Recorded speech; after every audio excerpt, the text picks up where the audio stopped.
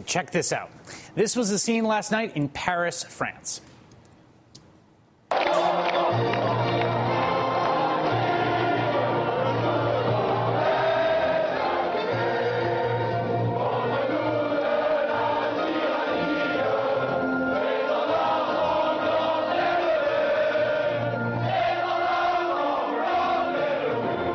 Tens of thousands of French citizens crowded into Bastille Square in Paris last night. They belted out the French national anthem in unison to celebrate this, the election of a new French president. Du résultat de la présidentielle en ce 6 mai 2012, c'est François Hollande qui est élu président de la République.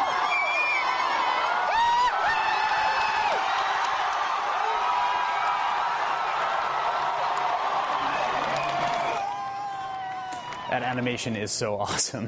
The new president's name is François Hollande. Mr. Hollande, who defeated Nicolas Sarkozy in a runoff election last night, ran on a platform of reducing France's reliance on nuclear power, getting French troops out of Afghanistan by the end of the year, support for same-sex marriage, and, most importantly, ending France's experiment with austerity.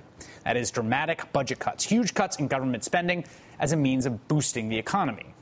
Yesterday was a bad day for austerity around the world. In addition to France, voters in Greece also threw out a number of politicians who were pushing for more austerity there.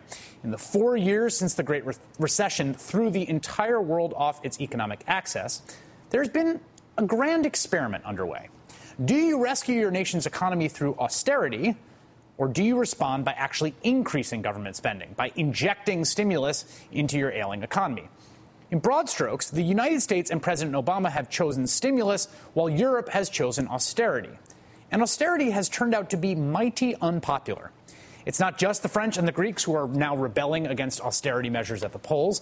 Last month, the Dutch government collapsed entirely over a backlash in the Netherlands over austerity measures.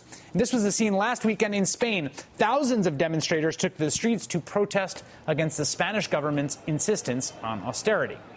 And British Prime Minister David Cameron, who has been the poster boy for austerity, saw his party clobbered in local elections last week.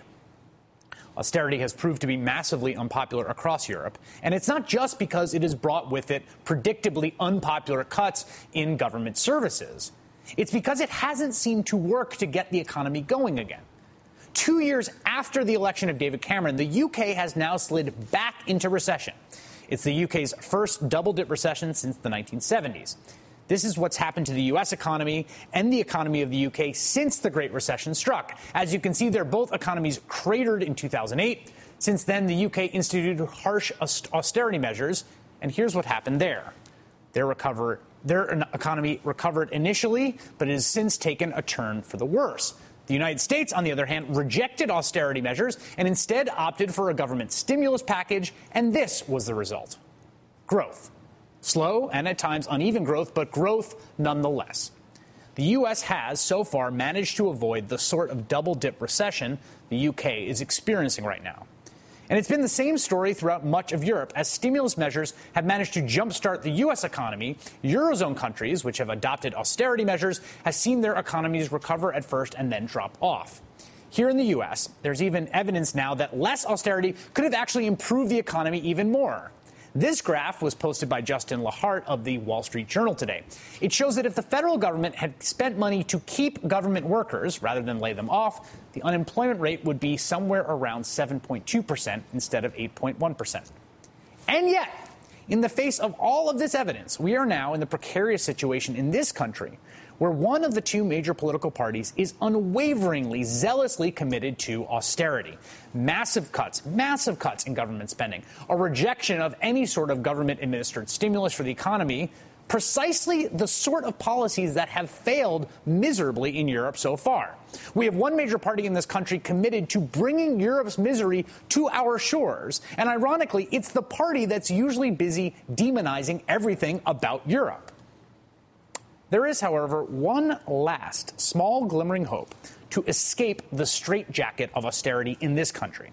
And you'll be shocked to learn the not-so-secret story of how Republicans are cinching the belt on that one, too.